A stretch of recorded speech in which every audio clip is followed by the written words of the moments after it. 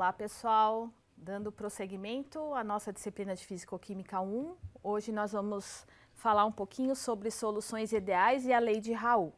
Então, antes disso, vamos pensar um pouquinho como é que se forma uma solução.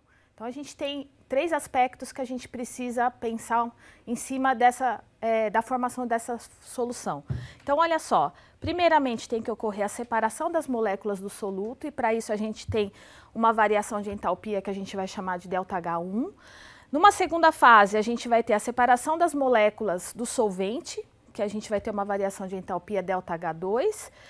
E, finalmente, a formação das interações soluto-solvente, e para isso a gente vai definir uma variação de entalpia ΔH3, tá? Se a gente conseguisse enxergar, mais ou menos, né, um esquema das três fases acontecendo, então a gente teria, tudo bem que isso é dinâmico, acontece tudo ao mesmo tempo, mas a gente poderia separar nessas três fases, onde a gente teria a separação das moléculas do soluto, né? Então, a gente tem o soluto puro e depois de formada a solução, a gente tem essa configuração das moléculas do soluto.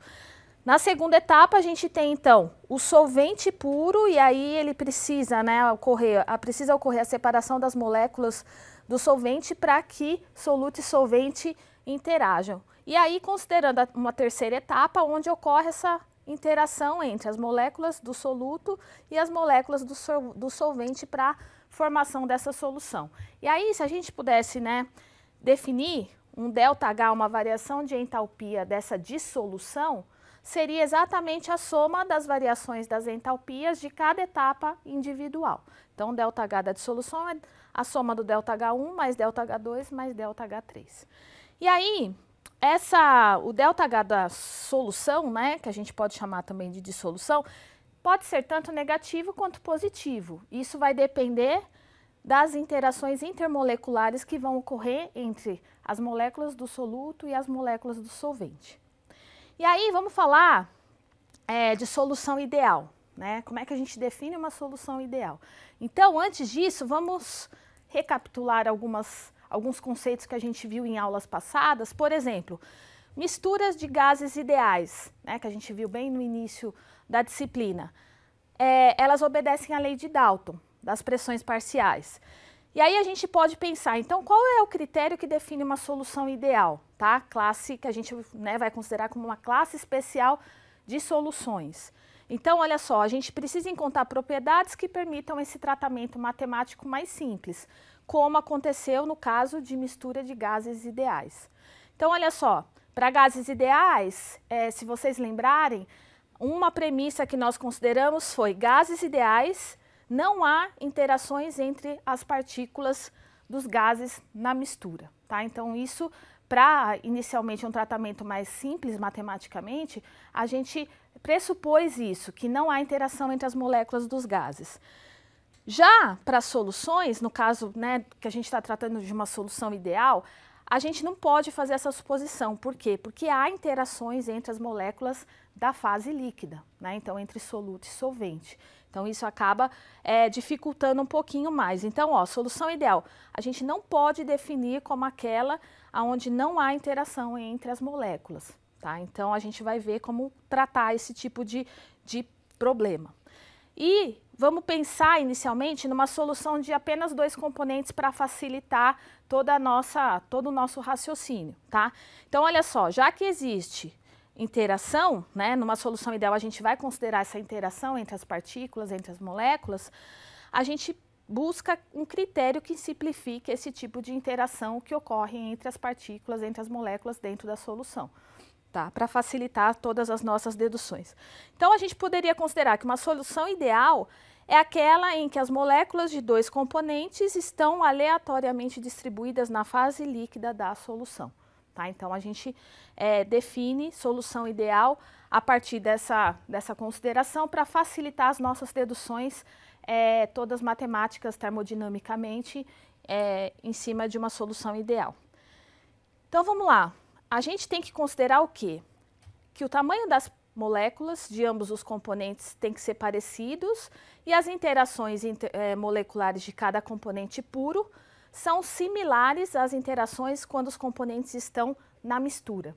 Então, isso é importante a gente, né, considerar, que a gente vai ver daqui a pouquinho da onde sai, né, algumas leis, algumas deduções em cima dessa consideração, que as interações de cada componente puro são similares às interações dos componentes quando eles estão na mistura, tá?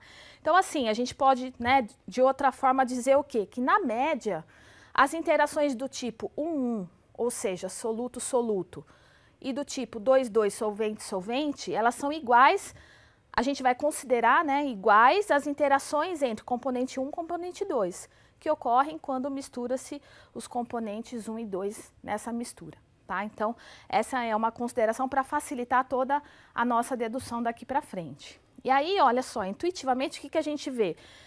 A gente espera que ocorra em soluções de componentes quimicamente similares. Então, essa, né, definição, essa premissa aqui que a gente está considerando, isso é muito factível se a gente tem misturas com componentes de natureza muito parecidas, né? Então, olha só, se a gente tem, por exemplo, benzeno e tolueno, hexano e heptano, então, aí sim a gente pode levar a cabo mesmo que as interações, né, dos componentes na mistura, a gente pode considerar como as interações como se fossem os componentes puros, tá? Então, isso é importante a gente lembrar. Falando da nossa solução, e voltando àquele conceito de potencial químico que a gente viu, né, anteriormente, então a gente pode definir o quê? Que potencial químico de uma substância na fase gasosa, que está em equilíbrio com o seu líquido, é igual ao potencial químico da substância na fase líquida. Então, o que eu quero dizer? O potencial químico da substância na fase gasosa tem que ser igual ao potencial químico da substância na fase líquida.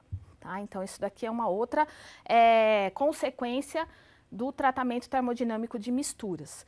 Então, se a gente, né, pensar numa substância pura a gente pode definir o potencial químico dela.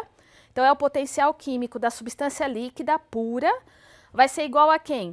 Ao potencial químico da substância pura na fase gasosa, que eu acabei de falar aqui para vocês. E como é que a gente pode definir? É o potencial químico da substância padrão, mais RTLN, da pressão do componente puro dividido pela pressão da mistura, tá? Então, é isso que a gente vai considerar daqui para frente. E aí, daí surge toda uma dedução, né, que a gente vai chamar de lei de Raoult. Por quê? Porque o Raoult, ele verificou que a pressão de vapor parcial que cada componente exerce na solução, então é diretamente proporcional a quem? A pressão de vapor que ele tem quando está puro, que foi mais ou menos o que a gente já falou anteriormente. Então, isso foi definido por Raoult, foi observado por Raoult. Então, daí surge a lei de Raoult, onde ele diz que a pressão de vapor de cada componente na solução é diretamente proporcional à pressão de vapor daquele componente, só que na forma pura, tá? Então, a gente está tentando simplificar todos os cálculos.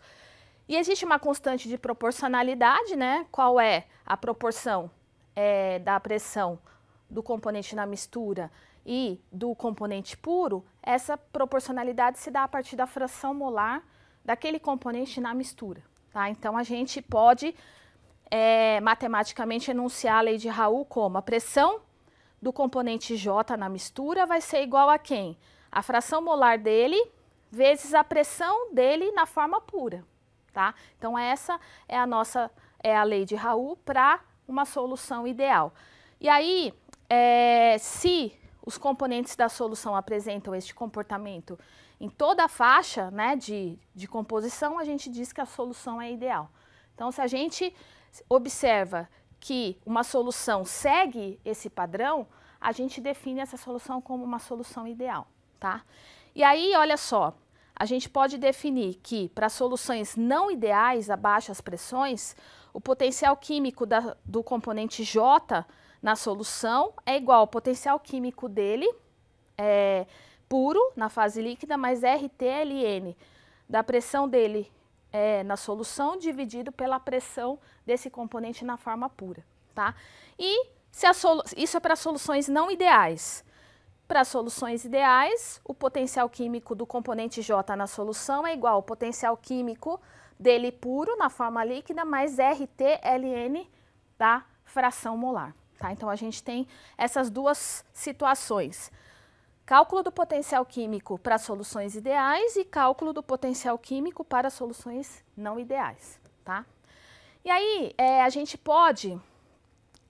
a partir disso, para soluções ideais, a gente pode definir a pressão de vapor como a soma das pressões de vapor parciais de cada componente na mistura. Tá? Então, se a gente considerar uma solução ideal binária, a gente teria que a pressão total vai ser a pressão do componente 1 mais a pressão do componente 2. Então, a soma das pressões parciais.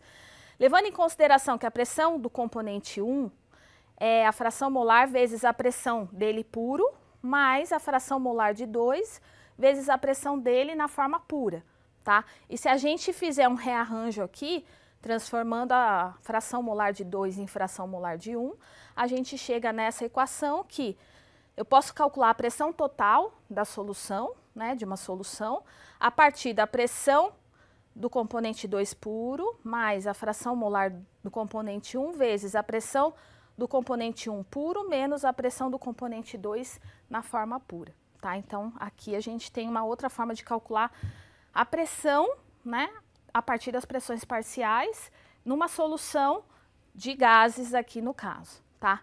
E aqui nesse gráfico a gente pode ver que a gente tem a pressão total da mistura, né, e as pressões parciais, ó, de B e a pressão parcial de A. E aí, graficamente, a gente consegue, então, definir a pressão do componente B puro, que é a intersecção aqui, e a pressão do componente A puro aqui nessa intersecção. E conhecendo esses dois também, eu posso calcular a pressão total do sistema. Aqui é um caso, né, prático, que é uma mistura de benzeno com metilbenzeno. Então, aqui a gente tem a pressão total e aqui as pressões parciais do benzeno e do metilbenzeno. Então, graficamente, a gente também consegue calcular tanto pressão total, a partir das pressões parciais, ou as pressões parciais de cada componente dentro da mistura, tá? Então, essa figura B aqui, que está mostrada ali, é essencialmente uma solução que essencialmente comporta-se como uma solução ideal. Então, esses são casos que a gente observa, quando bate o olho graficamente, a gente já sabe que a solução é ideal. Por quê? Porque tem esse comportamento de retas aqui no gráfico de fração molar versus pressão. Tá? Daqui a pouquinho vocês vão, em outra aula, vocês vão entender por que eu estou falando isso. Só de bater o olho você sabe se a solução é ideal ou não ideal. Tá? E aí, para uma solução ideal, como é que a gente calcula a variação da energia de Gibbs da mistura? Tá? Então, o que a gente vai considerar? A gente considera uma mistura de dois componentes líquidos. E aí, pensando, muito parecido com a mistura de gases ideais que a gente viu em aulas passadas, tá? Para calcular também entropia e entalpia. Então, como é que a gente faria? O potencial químico do componente J na solução, que a gente falou anteriormente, é o potencial químico dele puro, na fase líquida, mais RT/Ln da fração molar dele, tá? Então, o que a gente pode fazer? Qual é a energia livre no estado final? Então, o número de mols do componente 1 vezes o seu potencial químico, porque se a gente lembrar da definição de potencial químico, é energia livre de Gibbs dividido pelo número de mols. Então, se a gente rearranjar aqui, seria a energia livre de Gibbs final menos a inicial. Então, o que a gente faz? Quer dizer, do componente 1 mais do componente 2 no estado final.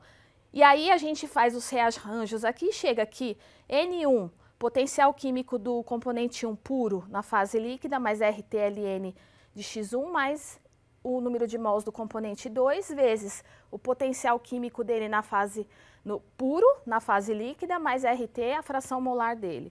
E quanto é a energia livre de Gibbs do estado inicial? Se trata deles puros. Então, N1, o potencial químico de 1 puro mais N2, potencial químico de 2, puro na fase líquida. Se a gente fizer, né, já que variação é estado final menos estado inicial, se a gente fizer a combinação das equações, a gente vai chegar aqui. O ΔG da mistura, a variação de energia livre da mistura, é exatamente o quê? nRT, x1 ln de x1 mais x2 ln de x2. Tá? Então, essa seria a fórmula para a gente calcular a variação de energia livre de uma mistura de uma solução. E aí, lembrando que x1 e x2 são as frações molares, geralmente menores que 1, e aí o ΔG, então, da mistura também é menor que 1, né? Em qualquer proporção de N1 e 2 que a gente misturar. Então, já que a variação de energia livre é menor que 1, a gente deduz que para a solução ideal forma-se espontaneamente a partir dos componentes misturados, isoladamente, tá? Então, ΔG depende da temperatura, mas não depende da pressão, tá? Se a gente olhar aqui, ΔG depende da temperatura, mas não depende da pressão. Em solução ideal, só que assim, essa dedução pode ser parecida, né, com a dos gases ideais, só que lembrando que no caso de mistura, no caso de solução ideal, há interação sim entre as moléculas dos componentes dessa mistura, tá? Então, a semelhança que ocorre é por quê? Porque em ambos os casos as moléculas estão misturadas aleatoriamente, parecida com gás ideal e solução ideal, tá? E a variação de entropia desse processo, dessa solução, como é que a gente faz? ΔS é o quê? É a entropia final menos a inicial, né, que vai ser a derivada parcial da variação de energia livre em relação à temperatura. E se a gente lembrar da equação anterior e fizer a integral com relação à temperatura, a gente chega aqui, a variação de entropia dessa mistura é exatamente menos R, NR, x1 ln de x1 mais x2 ln de x2. Então, tudo isso para mostrar para vocês como a gente pode, né, a partir de dados termodinâmicos, calcular algumas propriedades de misturas, como variação de energia livre, variação de entropia. Então, a gente tem que ΔS da mistura vai ser sempre positivo para qualquer quantidade misturada, já que após a mistura o sistema sempre fica mais desordenado, tá? Então essa é uma importante consequência. O ΔG, que a gente viu no slide anterior, não depende da pressão, né? Então a gente pode deduzir, ó, que a variação de volume dessa mistura vai ser volume final menos volume inicial. Se a gente fizer a derivada parcial da energia livre em relação à pressão, a gente tem igual a zero. Por quê? Porque a energia livre de Gibbs não varia, não depende da pressão, tá? Importante conclusão é que o volume de uma solução ideal é igual à soma dos volumes dos componentes em separados antes da mistura. Então, se você sabe o volume que eles ocupam antes da mistura, o volume da solução final ideal, né, considerando o comportamento ideal, é exatamente a soma do volume individual de cada componente. E a variação da entropia, como é que a gente pode obter para uma mistura? Não é entalpia final menos entalpia inicial? Então, a gente tem que vai ser o ΔG da mistura mais T ΔS da mistura, que tem que ser igual a zero. Então, se a gente soube calcular a variação de energia livre da mistura e a gente também conhece a variação de entropia dessa mistura a uma determinada temperatura, a gente consegue calcular o ΔG dessa mistura. Então, é só para mostrar para vocês que se você faz uma mistura de dois componentes, você tem como calcular, né, todas essas propriedades termodinâmicas. Variação de entropia da mistura, variação de entalpia, variação de entropia. Então, a gente consegue, a partir do comportamento dos componentes, calcular as propriedades dessa solução, considerando o comportamento ideal, tá? Então, na próxima aula a gente vai falar, então, um pouquinho mais de outras categorias de soluções, que são as soluções diluídas ideais, soluções reais, e uma propriedade que surge de tudo isso que a gente vai chamar de coeficiente de atividade.